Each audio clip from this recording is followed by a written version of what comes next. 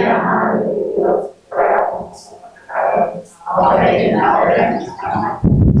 San José, Ruega por nosotros, San Pío X, ruega por nosotros. en nombre del Padre, del Hijo y del Espíritu Santo. Amén. Bueno, pueden tomar asiento.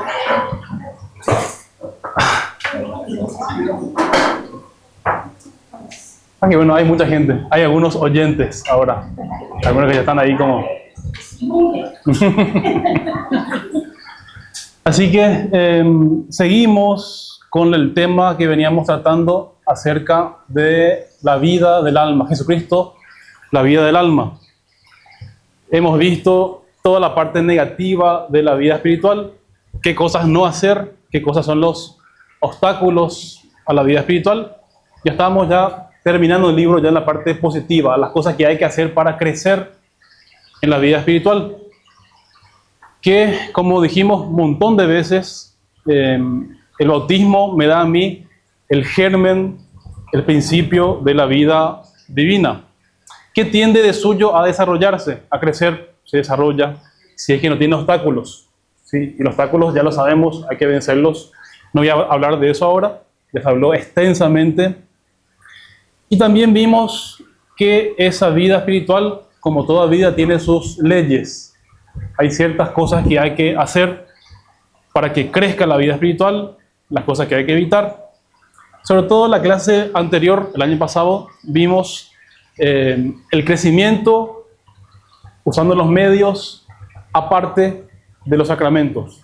La oración, vimos las virtudes sobre todo, virtudes infusas, naturales, teologales, todas las virtudes que son actos que uno hace y con eso gana méritos para crecer en la vida espiritual.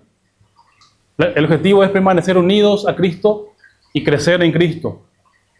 Y eso también buscando la gloria de Dios, teniendo recta intención, buscando siempre en todos nuestros actos hacer cada vez actos más perfectos. Digo en el sentido de que estén embebidos de la caridad, que sean hechos con caridad. Esos son los actos que nos hacen crecer en la vida espiritual. Entonces, los medios de crecimiento, los principales, ya los vimos, se puede reducir a solo dos. La oración, por una parte, y también la recepción de la Eucaristía, la comunión. ¿Cuál es el más importante de estos dos? Obviamente, la comunión. ¿Sí? Porque en la oración, uno lo que pide siempre queda condicionado. Si es que lo que yo pido está o no de acuerdo a la voluntad de Dios. Pero cuando yo comulgo, yo recibo al mismo autor de la gracia, es el medio más poderoso, obviamente. ¿Sí? Dios me da los dones, las gracias, ¿sí? De manera súper abundante en la comunión. Entonces aquí se habla de el sacramento de la unión, lo que alimenta la vida espiritual. Pero la comunión no viene de la nada, supone una inmolación, supone la inmolación de Cristo en la cruz, por supuesto, y también supone la inmolación en la Santa Misa. Cristo se hace presente bajo las especies eucarísticas en la Santa Misa. Así que vamos a hablar ahora de la oblación de Cristo en la Santa Misa. No de la comunión en sí, eso vamos a dejar para otra charla. Del sacrificio. Si uno agarra cualquier manual de catecismo, siempre va a dividir la Eucaristía, Catecismo San Pío X, Eucaristía como sacrificio, Eucaristía como sacramento. Dos aspectos que hay que tener en cuenta de la Eucaristía. Entonces aquí es como sacrificio. ¿Qué decimos cuando hablamos que la misa es un sacrificio? El Concilio de Trento lo dice claramente, lo dice de manera explícita, que la misa es un verdadero sacrificio, para oponerse a aquello que decía Lutero. Lutero decía que era un simple memorial. Es un sacrificio verdadero, propio y verdadero, que no solamente recuerda, sino que renueva la inmolación de Cristo en el Calvario. Y es el mismo sacrificio, solamente difiere el modo. En la cruz como yo les puse ahí, el modo es cruento, o sea, con derramamiento de sangre. Cuando Cristo se inmola, tiene que derramar su sangre por nosotros. Cuando se renueva el sacrificio en la misa, se hace de un modo diferente. Es el mismo sacrificio, no hay muchos sacrificios, es el mismo que se va a aplicar a las almas ya de un modo incruento, bajo otras especies, pan y vino. Eso quiso Cristo dejar, sí, sobre todo para que se entienda bien la simbología del alimento. Cristo se da a nosotros como alimento en la Santa Misa. Sacrificio verdadero. Así que, si queremos considerar bien cuál es esa grandeza de la Santa Misa, sacrificio del altar, hay que considerar también que proviene de la inmolación de la cruz. Hay que ver, por una parte, la dignidad del pontífice que ofrece el sacrificio y de la víctima. Sabemos que en la cruz, claro, Cristo es el mismo pontífice y es a la vez la víctima. Entonces ahí vamos a ver algo. Pero Cristo va a venir a ser el mismo pontífice y a la vez la víctima divina. La víctima. Vamos a ver ahora lo que tiene que ver, todo lo que tiene que ver alrededor de ese sacrificio. Hacemos un pequeño repaso histórico de cómo era antes, cómo se realizó esa figura en el sacrificio de la nueva alianza. Antes, recuerden, eran solo figuras. Después viene la realidad. Lo que quiero marcar aquí es que todo sacrificio siempre va a presuponer que hay un sacerdocio, que hay un pontífice que ofrece ese sacrificio.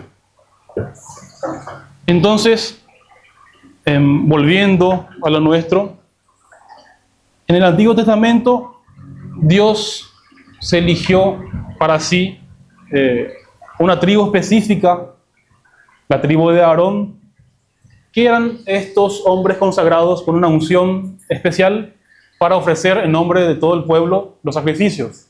¿Sí? Pero en el Nuevo Testamento vemos que Cristo ya posee un sacerdocio trascendental. Él no es ungido con una unción visible. La unción de Cristo es una unción invisible. Cristo significa ungido en griego.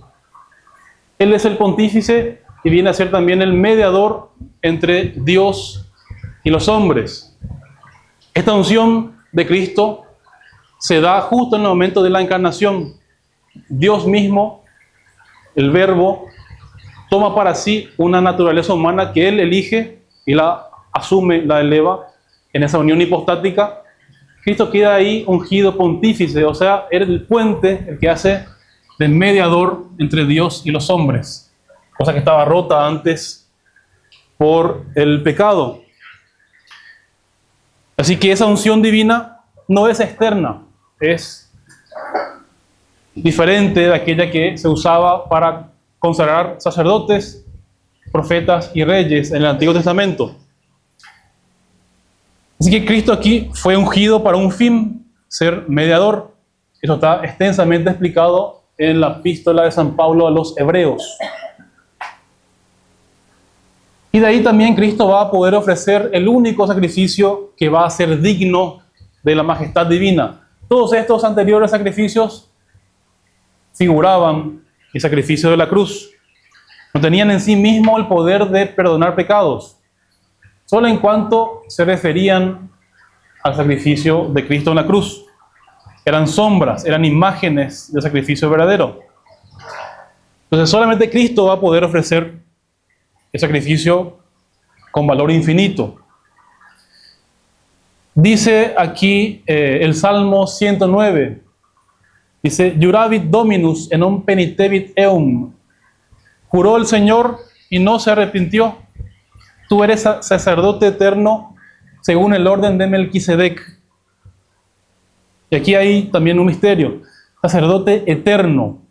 ¿Por qué? Por la unión indisoluble que hay entre la naturaleza humana de Cristo, asumida, elevada, y el Verbo que toma esa naturaleza. Esa unión es indisoluble. Dios no se separará jamás de su humanidad. Dice del orden de Melquisedec. Melquisedec, si uno ve en el Génesis, era el sacerdote del Altísimo de la ciudad de Salem, antiguo nombre de Jerusalén. Jerusalén misma significa visión de paz. El rey pacífico. Cristo viene a ser el rey pacífico de ese orden misterioso. Melquisedec se decía que no tenía ni padre ni madre. Y él ofreció un sacrificio pacífico. Uno de estos están aquí.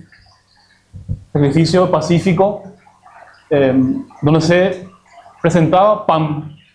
Pan sin levadura, panes ácimos. Así que, y es para siempre. También San Pablo lo dice eso a los hebreos. El sacerdocio de Cristo es para siempre. Entonces, para ver un poquito aquí, ¿quién es el pontífice? Es Cristo mismo que viene a dar un sacrificio a Dios digno de Dios infinito. Entonces, Cristo como pontífice, ya dijimos, comienza su sacerdocio desde la encarnación. Y San Pablo va a decir algo interesante también a los hebreos en el capítulo 5. Va a decir, todo pontífice está constituido para ofrecer dones y sacrificios. Lo mismo. El sacrificio supone un pontificado, un sacerdocio, y también lo mismo, el pontífice está hecho para algo, para ofrecer algo. ¿Qué será lo que tiene que ofrecer el pontífice de la nueva alianza? Entonces dice que es conveniente, sino que es necesario que el sumo pontífice ofrezca alguna cosa. ¿Cuál es esa materia? ¿Qué es lo que tiene que ofrecer Cristo como pontífice supremo? Antes de explicar eso, vamos a explicar algunas nociones así anteriores acerca del sacrificio. Pues se habla mucho de sacrificio, pero ¿qué al final es el sacrificio? Es una cosa que es muy misteriosa. Don Columba lo trata de manera así, sucinta, de paso, pero tiene mucha miga. El sacrificio es algo que es tan antiguo como la religión. Desde que hay religión, hay sacrificio. Es una cosa que es justa, que las criaturas reconozcan la soberanía de Dios creador, ofreciendo algunos dones. Hay una lógica aquí que quiero que atiendan bien, que presten atención. Entonces, Santo Tomás va a tratar de el sacrificio como el elemento o el acto principal de la religión, que a su vez viene a ser una parte de la virtud de la justicia que ordena que se dé a cada quien lo suyo. Pero yo le debo a Pablo, no sé, 100.000 pesos por una consulta. Entonces yo tengo que deberle eso, le doy.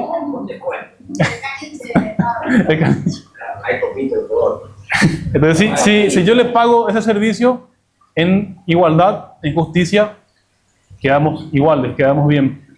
Pero hay un problema con Dios, que en ese devolverle a Dios aquello que Él nos dio, nunca va a haber una perfecta igualdad. Siempre vamos a quedar debiéndole a Dios. ¿Sí? O sea, hay que dar a cada quien lo suyo, a Dios hay que darle lo que es de Dios. Pero incluso dando todo lo que tenemos, incluso en nuestra vida, quedamos cortos. ¿Sí? ¿Se entiende eso? Nunca vamos a tener una igualdad en devolverle a Dios aquello que Él nos dio.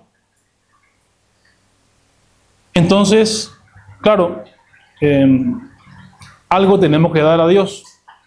Pero para saber esta relación, para tener en cuenta la magnitud de la cosa, hay que ver quién es Dios, quiénes somos nosotros. Dios es el ser subsistente en sí mismo, el que subsiste en sí mismo, o sea, es un ser necesario, no es un ser que dependa de otro, es el supremo, de majestad infinita. ¿Sí? Es independiente, es soberano, es omnipotente, todas las perfecciones que podamos decir de Dios. ¿Y quiénes somos nosotros? Criaturas. Somos, al decir criaturas, somos dependientes. Esa es la esencia de la criatura, es ser dependiente de otro. A tal punto que el hombre, toda criatura, pero hablamos de nosotros, para salir de la nada, para venir a la existencia, para mantenerse en la existencia, depende sí o sí del concurso divino, de la ayuda divina. Sin Dios, sin el Dios que nos mantiene en el ser, desaparecemos, estaríamos aniquilados. Hasta el pecador, para pecar, depende de ese concurso divino que Dios le mantenga con vida. Imagínense eso. Entonces somos seres esencialmente dependientes, dependemos de otro. ¿Sí? Así que para corresponder, hablamos de criaturas racionales, no de una piedra, no de un perro.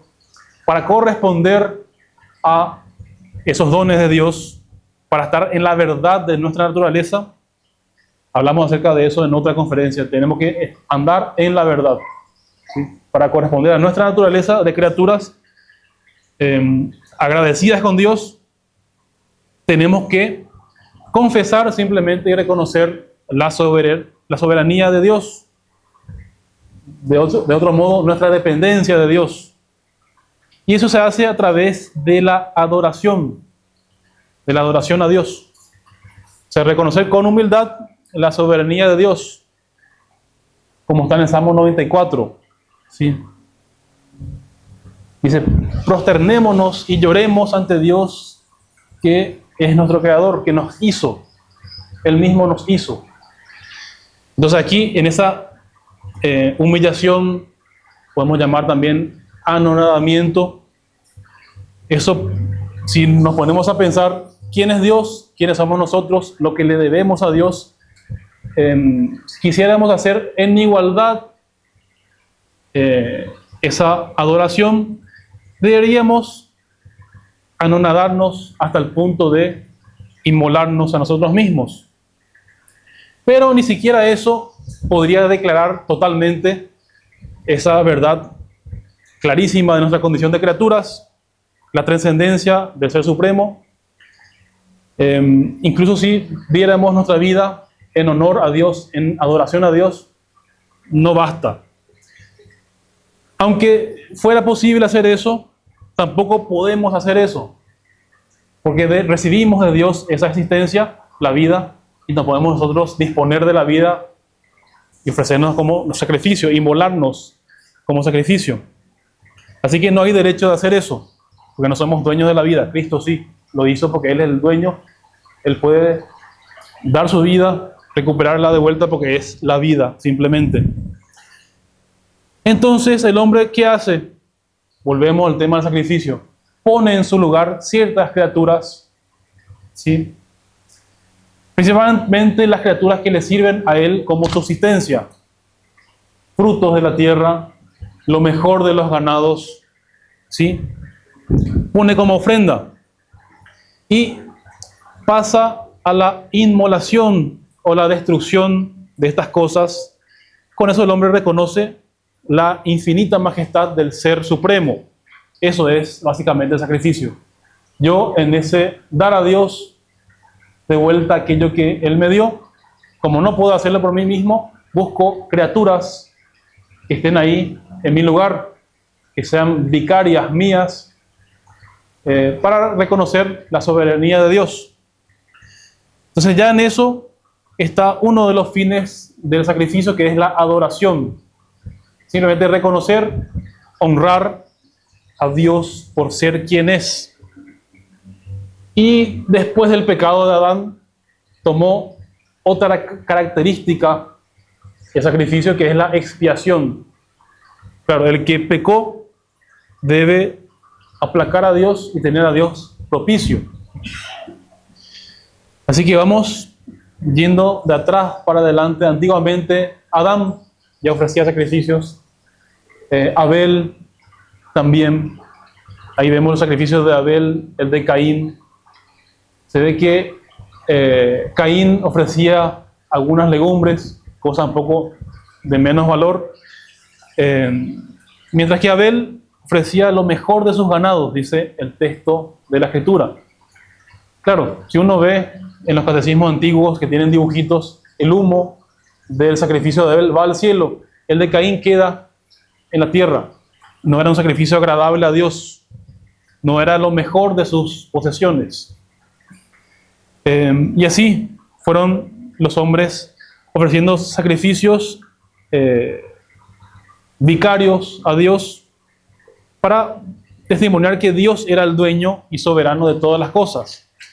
Pasado el tiempo, como se perdió la costumbre y los hombres se olvidaron de rendir el homenaje a Dios, Dios tuvo que determinar de manera positiva cuáles eran los sacrificios que debían hacer, en vistas siempre al de la cruz. Eso viene con Moisés. ¿De qué manera? El primero, si podemos enumerar los sacrificios de la antigua alianza, figura el holocausto. ¿Qué es el holocausto? Es ofrecer una víctima a Dios que se consume totalmente por el fuego. Eso para manifestar lo que decíamos hace un rato, la adoración. O sea, Dios es el Ser Supremo que nos sacó de la nada. Luego yo, esto que tengo de valioso, lo doy a Dios y lo reduzco a la nada, a través del fuego. Es muy fuerte el simbolismo que hay ahí, entre el hecho de que Dios nos sacó de la nada, yo, algo valioso, lo destruyo en honor a Dios. Y eso existía incluso en otras religiones paganas, el ofrecer cosas a los dioses. Después están los sacrificios pacíficos, que hay de dos tipos. El primero es de acción de gracias y otro de impetración, de petición. Se ofrecían cosas como pan, como ya les dije que ofrecía Melquisedec. Se llamaba, si no me equivoco, minjá, sacrificio de pan, que es para que tengan ahí una referencia, el que toma a Cristo para después establecer su sacrificio del altar. Se va a reducir a la ofrenda de estos dones pacíficos, ¿sí? El fin sería aquí latréutico, el fin eucarístico, acción de gracias, el fin impetratorio, pedir otras gracias, el agradecimiento a Dios. Y después, por fin, eran los principales, estos que están aquí, eran los sacrificios expiatorios, que eran propiciatorios, o sea, se ofrecían para el perdón de los pecados. No tenían, obviamente, la eficacia de perdonar los pecados, sino que excitaban la contrición en los fieles de aquella época, ¿sí? Entonces, todo sacrificio tenía estos fines.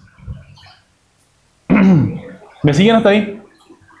Entonces, la adoración a Dios, Dios la tuvo que determinar con ciertos sacrificios, con ciertos fines, ¿sí? Entonces, aquí hay algo interesante. En este último sacrificio expiatorio, eran los que eran más importantes, ya les decía, eran figuras. San Pablo va a decir a los Gálatas que eran pobres elementos, que no agradaban a Dios, sino en cuanto representaban el sacrificio de la cruz. Y aquí vemos que Dios quiso dejar algo didáctico en estos sacrificios antiguos. Voy a leerles cómo se hacía uno de esos sacrificios propiciatorios o expiatorios. Dice Don Columba, resumiendo, que era algo muy expresivo. Una vez al año, el gran sacerdote, el pontífice, en nombre de todo el pueblo de Israel, elegía una víctima para sustituir al pueblo, ¿sí? Entonces, ¿qué hay en efecto? Aquí hay una víctima que representa al pueblo y al mismo sacerdote.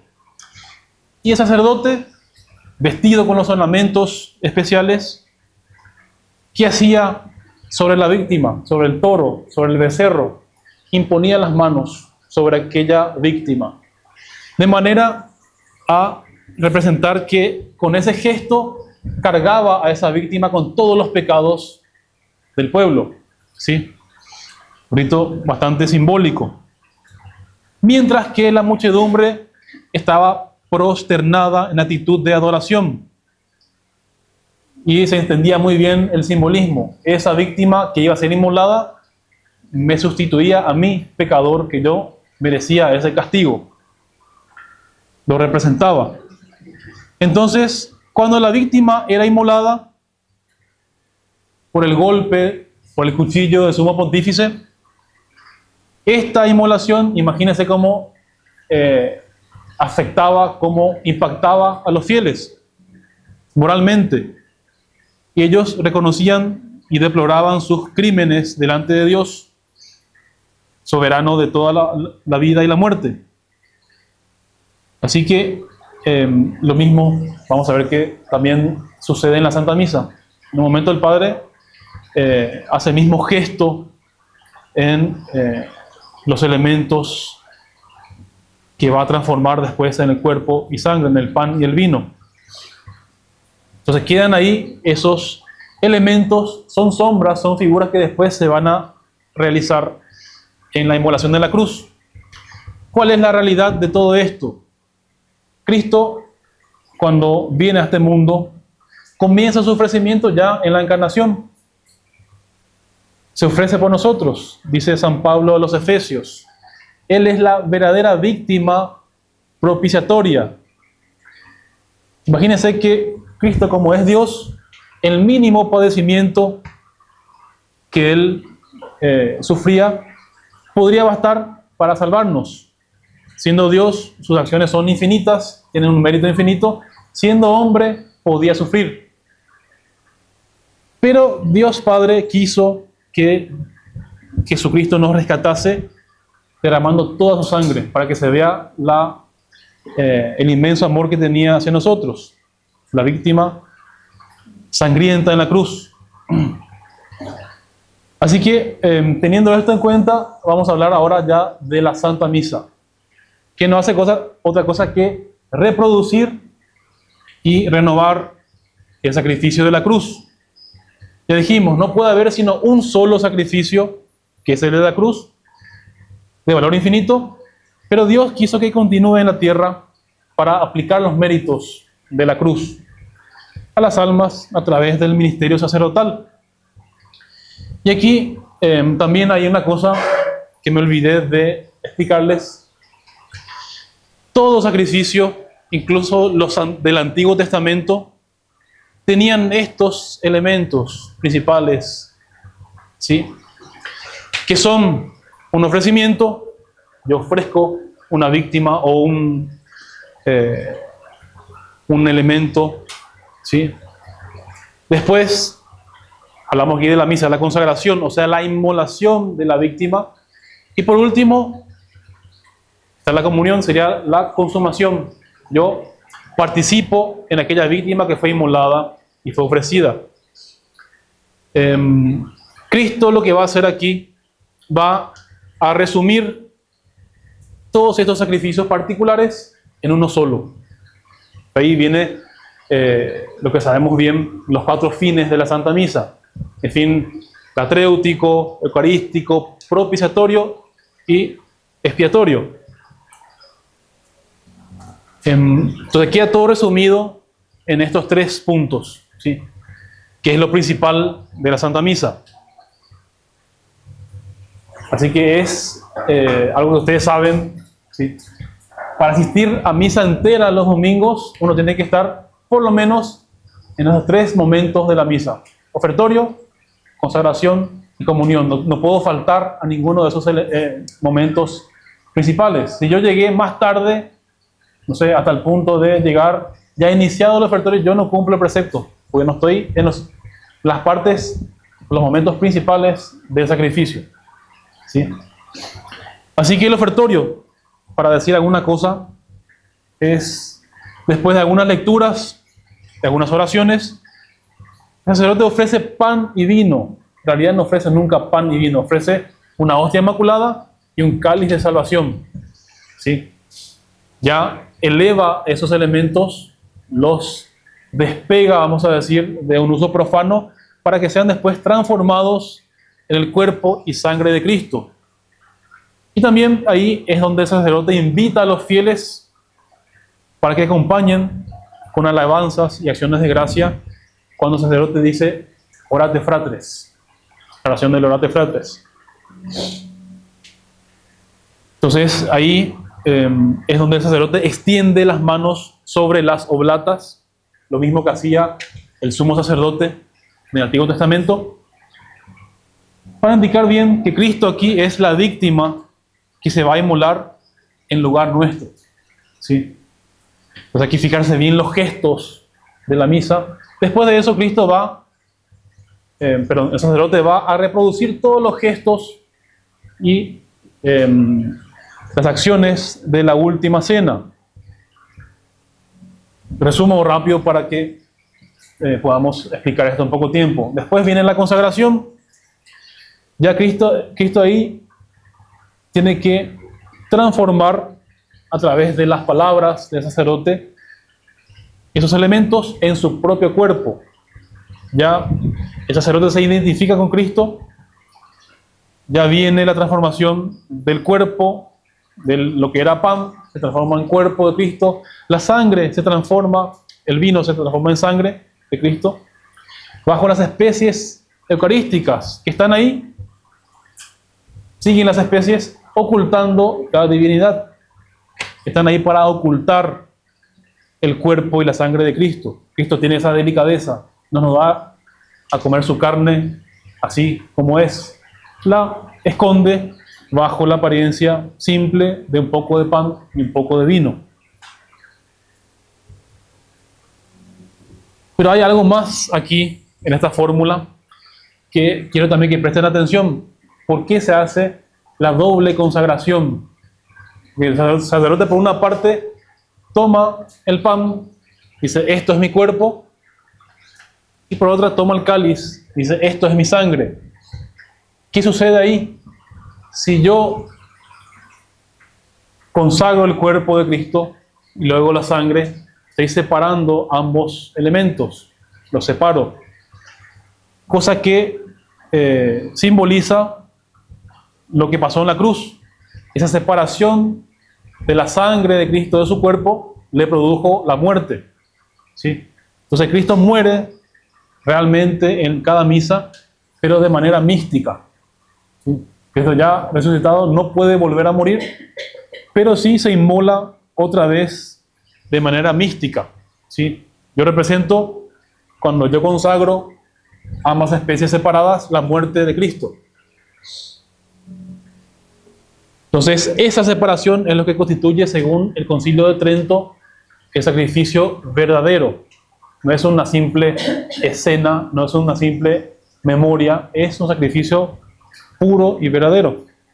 Y por último, la comunión, o sea, la manducación de la víctima, que también expresa muy bien esa idea de sustitución y la idea también de alianza que hay en el sacrificio, en todo sacrificio. Si yo comulgo, me uno íntimamente a la víctima inmolada, y siendo esa víctima una hostia sagrada y santa, yo al tomarla, al comerla, me apropio de esa virtud divina, ¿sí? Como sucedía en los sacrificios antiguos, donde una parte era quemada en sacrificio, otra se ofrecía al sacerdote y una tercera parte era ofrecida a aquellos que pedían el sacrificio. Entonces participaban de la misma víctima. Se hace lo mismo en la Santa Misa. Así que vamos avanzando. Si no me queda poco tiempo. Estamos aquí hablando de la Santa Misa como el medio principal en cuanto a sacrificio para aumentar en mí la vida divina. Así que tiene ciertos frutos. Diga. Puede ser muy básica, puede revisar claramente. El sacrificio se termina de consumar después de la consagración del cáliz. Porque la gente significa la sangre separada del cuerpo. Sí, así es. Pero la transubstanciación es por separado. El cuerpo está ahí esperando Sí. desangrarse, digamos. Eso. Y después del cáliz, ahí se desangra y Se desangra, sí. está muerto. Es tal cual, sí. Yo, para poner una imagen, yo cuando consagro el cuerpo de Cristo, estoy trayendo al niño Jesús en esas sábanas blancas, en los corporales que hay en el altar, y después yo lo inmolo. O sea, el niño Jesús que está ahí, el mismo Cristo que está en la cruz, ¿sí? Después va a ser inmolado, ¿sí?, en la consagración del cáliz, ¿sí? O sea, se produce de vuelta esa separación del cuerpo y sangre de Cristo, que produjo la muerte de Cristo, ¿sí? Si ustedes ven, o no sé si alguno ya llegó a ver, hay una entrevista que le hacen al Padre Pío acerca de qué sentía él cuando estaba en la Santa Misa. Él va a decir, él seguía cada paso de la misa, él la vivía. Entonces cuando él consagraba, él veía a Cristo muerto en la cruz, ahí en el altar, ¿sí? Y sufría un dolor terrible, estaba unido realmente a esa víctima. Si pueden encontrar esa entrevista que le hacen al Padre Pío, es impresionante. Sobre la misa, cómo él vivía la misa. Él estaba unido íntimamente, claro, a lo que él estaba ofreciendo. Tenía los estigmas, entonces él sufría un dolor terrible, un sufrimiento enorme cuando celebraba la misa. Y en cada paso, en el ofertorio, consagración, comunión, él tenía los mismos sentimientos de Cristo. Entonces es interesante eso. Pero pasemos a los frutos, que son inagotables porque es infinita la dignidad de la víctima que se inmola. Pero ahora se aplican a las almas esos frutos de la misa. Voy a leer lo que dice el Concilio de Trento al respecto. El Concilio de Trento va a decir que uno participa de esos frutos de manera ubérrima.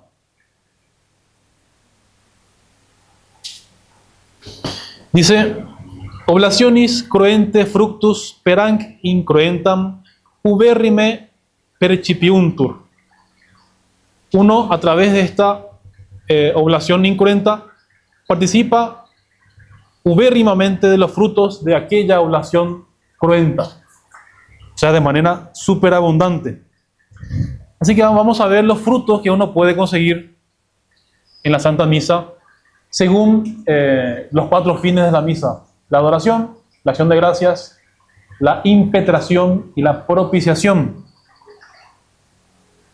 Así que, dice Don Columba Marmion, cuando estamos en la misa, y todos acá tienen por regla la misa diaria cuando es posible, aprovechen estas cosas para sacarle el máximo fruto a cada misa. Dice Don Columba que cuando sintamos el deseo de reconocer la grandeza de Dios y ofrecerle un homenaje digno, a pesar de nuestra pobreza de criaturas, ¿qué hay que hacer? Vayamos a misa, dice. Ir a misa, porque ahí está otra vez el Calvario, el homenaje de valor infinito, que es el único que ya dije, que es perfecto y digno de Dios, que no es más como aquellas figuras que eran parciales, eran sombras. Aquí estamos hablando de realidad. Entonces, para comprender el valor de la misa, en el aspecto de adoración a Dios, tenemos que tener mucha fe, tenemos que imaginarnos cómo Dios ve cada misa, el altar donde se celebra la misa. Dios Padre ve simplemente a su Hijo, que realmente se hace presente en el altar para renovar el sacrificio de la cruz. Se desarrolla otra vez el mismo sacrificio que se aplica a los hombres. También va a decir Don Columba que la misa es fuente de confianza y de perdón. Si por otra parte nos abruma el sentimiento o la pesadez por haber pecado, por las muchas faltas que tenemos o por ese deseo de satisfacer la justicia divina, para que Dios nos absuelva de los pecados, no hay medio más importante y consolador que ir a misa. ¿Sí? Es que hay una cosa que es un poco rara. El Concilio de Trento va a decir que la misa perdona los pecados. Tiene un doble fin la misa. El primero, que es dar gloria a Dios de manera directa, y de manera indirecta dice que la misa perdona los pecados. El fin principal de la Santa Misa es la propiciación, o sea, el perdón de los pecados. Para eso Cristo vino y se inmoló por nosotros. Entonces, la misa tiene la capacidad de perdonar los pecados, pero de manera indirecta. Claro, el perdón está reservado al sacramento de la confesión, a la absolución y también a la contrición perfecta. Ya vimos eso. ¿Sí? Pero el que va a misa y está arrepentido de los pecados, ahí consigue las gracias para tener un arrepentimiento, eficaz, perfecto, para disponerse a conseguir otra vez la gracia perdida. Entonces imagínense si eso sucede con aquel que está en pecado mortal y asiste a una misa, cuánto más aquel que está en gracia de Dios y va a la misa consigue sentimientos efectivos de contrición, de odio al pecado. ¿Sí? Entonces, esa víctima divina que aplaca la justicia de Dios, borra todos los pecados, tiene la capacidad de borrar todos los pecados. Y no debe asustarnos el número o gravedad de nuestros pecados, por más grandes que sean los pecados.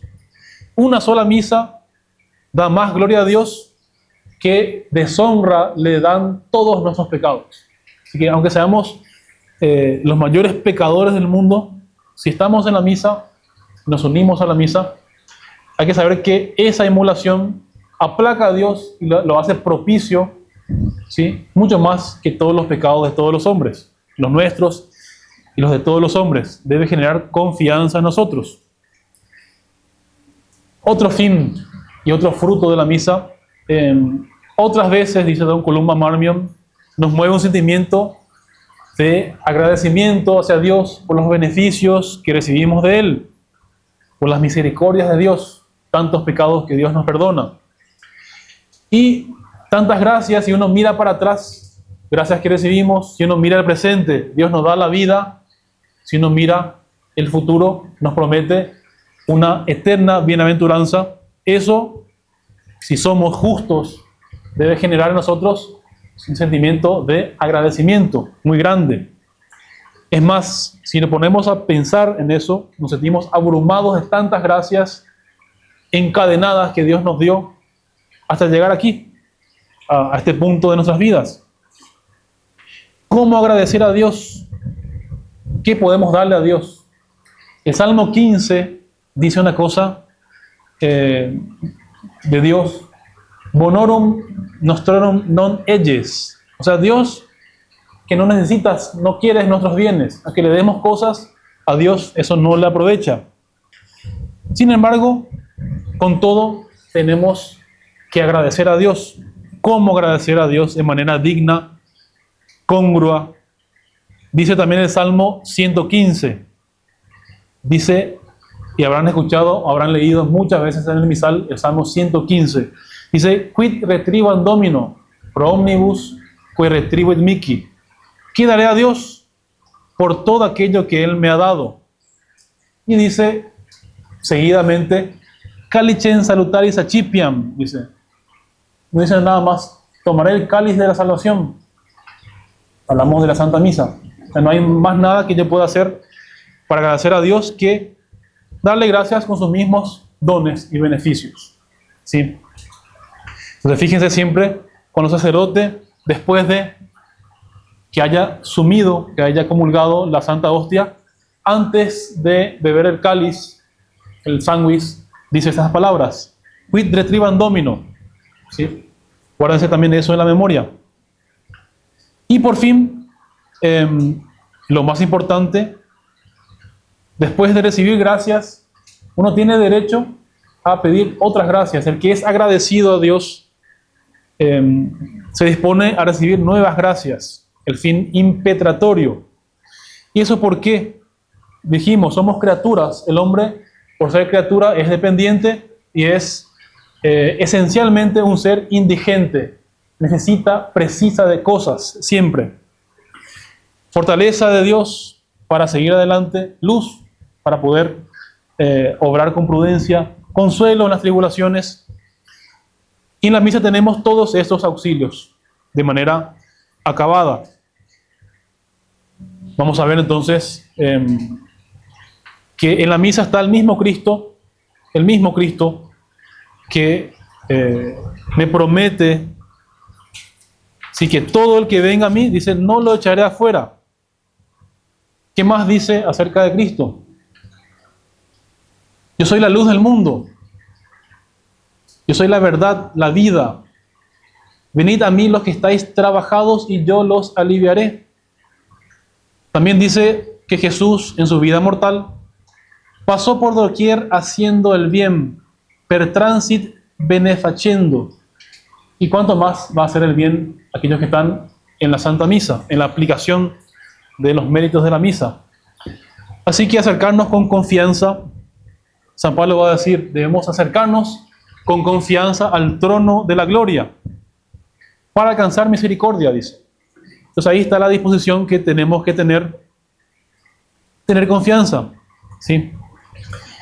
También una cosa importante, cuando el sacerdote reza el memento de vivos, menciona a todos los asistentes. Dice, acuérdate de estos que están aquí asistiendo, pero en particular indica las disposiciones que deben tener los que están ahí asistiendo a la misa. Dice, cuya fe y devoción os son conocidas. O sea, Dios ve en nuestro interior nuestra fe y ve también nuestra devoción. Sabe si es fingida, sabe si es sincera, si es pronta. Entonces, Dios que ve eso, sabe si nuestra entrega es completa a la voluntad de Dios.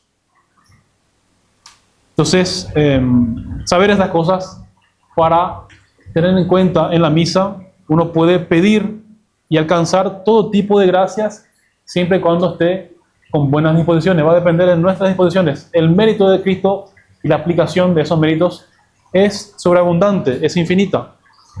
La aplicación de estas gracias, pero depende de nuestra devoción, que Dios la ve y la premia. Pónganse en el lugar aquí de la Virgen Santísima, en el Calvario, de San Juan, de María Magdalena, que estaban ahí al pie de la cruz. Eso sucede en la misa. Entonces, estamos ahí en la fuente de las gracias. Cristo va a decir a la samaritana, si supieras el don de Dios, claro, si nosotros tuviéramos conciencia de eso, podríamos aprovechar un montón de tesoros, no solo para nosotros, sino para todos los fieles, para toda la iglesia. Y una última cosa, antes que nos pasemos de hora. Dios no quiere que estemos solamente con esas disposiciones de acción de gracias, adoración, de pedir perdón por los pecados, de pedir otras gracias, cosa que ciertamente es muy perfecta. El que tiene esas disposiciones participa de manera muy perfecta de la misa. Pero no es ese el fin, ahí nos acaba la cosa. Cristo tiene una intención última, una intención final, que es que nos unamos perfectamente a ese doble aspecto que dijimos al comienzo. Quiere que nos unamos a Él mismo como pontífice y como víctima. Y esto va a sonar raro para ustedes. Hasta a mí me suena raro cuando leía estas cosas, porque son cosas que fueron trastocadas, fueron mal utilizadas por los modernistas. Esa unión que tenemos que tener en la misa, ellos profanaron de manera absurda verdades que son muy profundas Y uno las lee y va a decir, esto es modernismo puro. Y no. Cristo lo que quiere es que nos unamos a Él como pontífice, como sacerdote y como víctima. Hay que entender bien esto porque es delicado. Entonces, ¿cuál es la cuestión aquí? Está bien tener las disposiciones que acabamos de explicar, pero si nos quedamos solo con eso, corremos el riesgo de ser simples espectadores en la Santa Misa. Estar ahí, bueno, yo vengo a dar gracias, o vengo a pedir perdón, o vengo a pedir otras gracias, ¿sí? Podemos ser simples espectadores en la Santa Misa. Aquí hay algo delicado. Tenemos que tener una participación activa en la misa. Y eso fue lo que se trastocó con el modernismo. Sí. Gracias. Eso fue lo que se trastocó con el modernismo, de esa participación activa.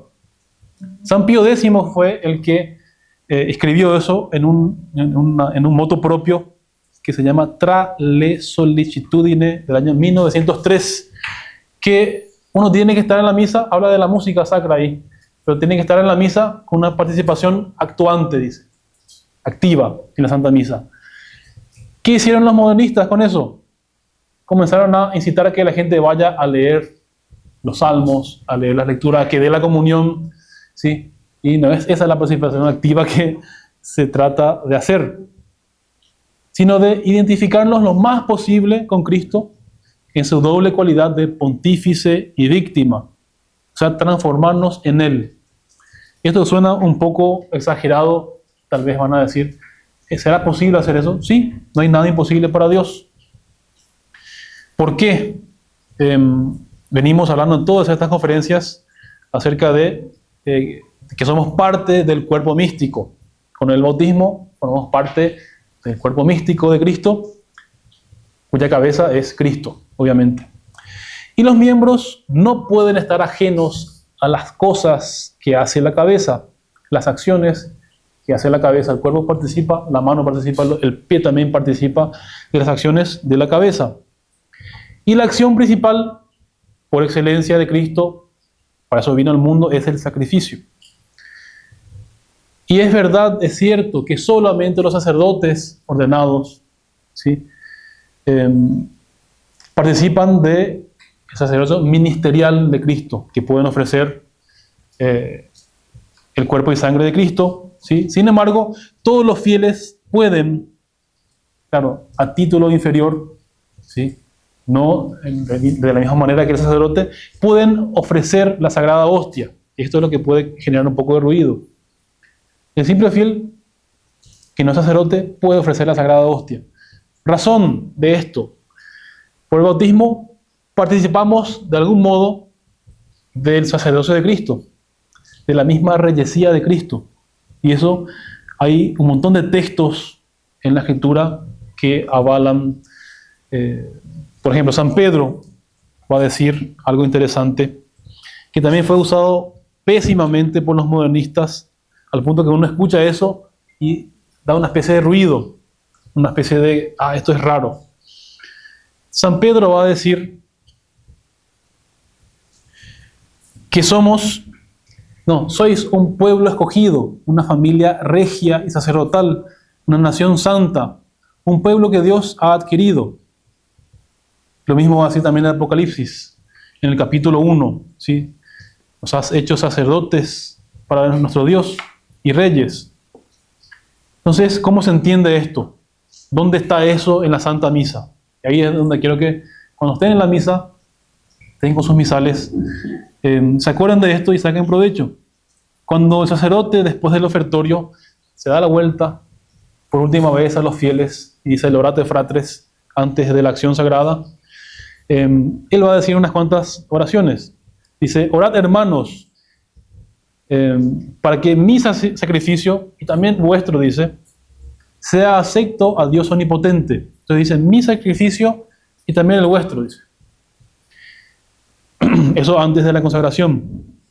También dice después: acuérdate, en el memento de vivos, de aquellos por quienes ofrecemos este sacrificio, o que ellos mismos ofrecen por sí y por sus allegados. Dice. Ahí doblemente está explicitada esta verdad. El que está en la misa participa de esa oblación. ¿Sí? O sea, los fieles, en unión con el sacerdote, ¿sí?, ofrecen el sacrificio de la misa, claro, de manera subordinada, ¿sí?, a la acción del sacerdote. Por eso, como una cosa práctica, hay que asistir con atención a la misa, no solamente a lo que se dice, sino a lo que se hace en la misa. Atención a los gestos del sacerdote que nos recuerdan que los fieles también, antiguamente, no sé si sabían eso, los fieles ofrecían el pan y el vino, o sea, ofrecían la materia del sacrificio. Después cayó en desuso esa práctica, porque imagínense, se armaba un lío. Venía uno con una cesta de pan y ponía eso en el altar. El sacerdote tenía que partir el pan en el altar. Se hizo difícil después con el crecimiento de la iglesia. Entonces, la iglesia se encargó de estandarizar, vamos a decir, la forma de las hostias que van a acomodar los fieles. Entonces se dejó de usar eso. Pero antiguamente los fieles hacían eso, que se ve en la misa nueva, porque quisieron rescatar cosas arqueológicas, pero de manera totalmente protestante, ¿sí? Así que se cayó en desuso eso, pero hay que guardar el espíritu. O sea, yo ofrezco junto con el sacerdote en el ofertorio la hostia santa, ¿sí? ¿Qué más falta para terminar? Otra cosa también. Aquí decíamos que uno tiene que ofrecerse, participar íntimamente, activamente de la misa como pontífice, ¿sí? Un aspecto. También como víctima, para completar esa identificación, transformación con Cristo. Como víctima, ¿qué hay en la misa que represente ese aspecto de víctima que nosotros podemos unirnos? La misma materia del sacrificio. Si uno ve el pan está hecho de muchos granos triturados. El vino está hecho de muchas uvas exprimidas. También ahí está simbolizada la participación, la unión de los fieles con Cristo entre sí. Es más, en la liturgia hay un gesto ahí que pasa a veces desapercibido. Cuando el sacerdote antes de ofrecer, el cáliz, tiene que mezclarlo con una gotita de agua, ¿sí?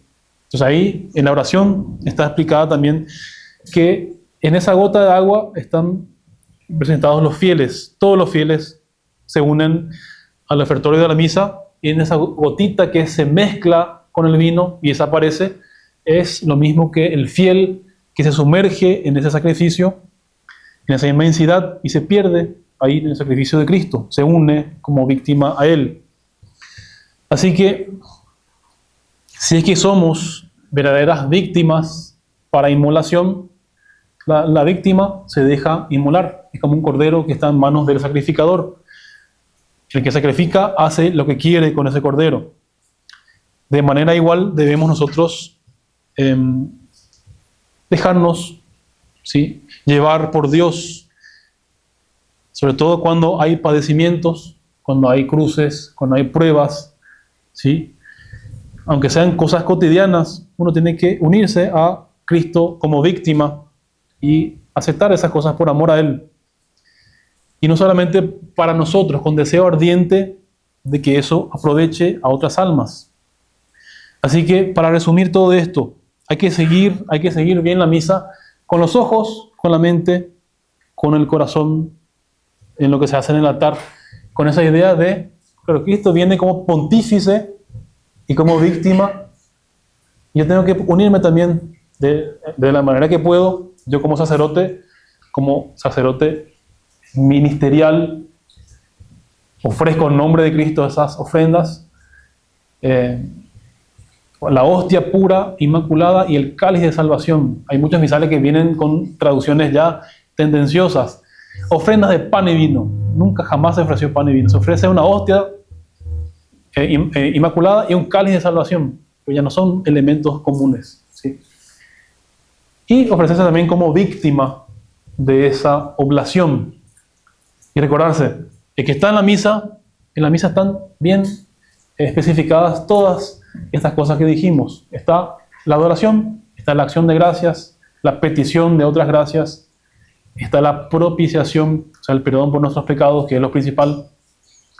Entonces, recordarse de esos elementos de la misa, los fines de la misa, que a la vez son la mejor disposición que podemos tener para participar de la misa, pero no basta, hay que unirse incluso como sacerdotes, ya dijimos, no como los modernistas, de manera subordinada, uniéndonos a sacerdotes, y como víctimas, aceptando los sufrimientos que Dios pueda mandarnos para transformarnos en Él, para ¿sí? asemejarnos a Cristo. Eso es el objetivo de la Santa Misa. Así que muy bien.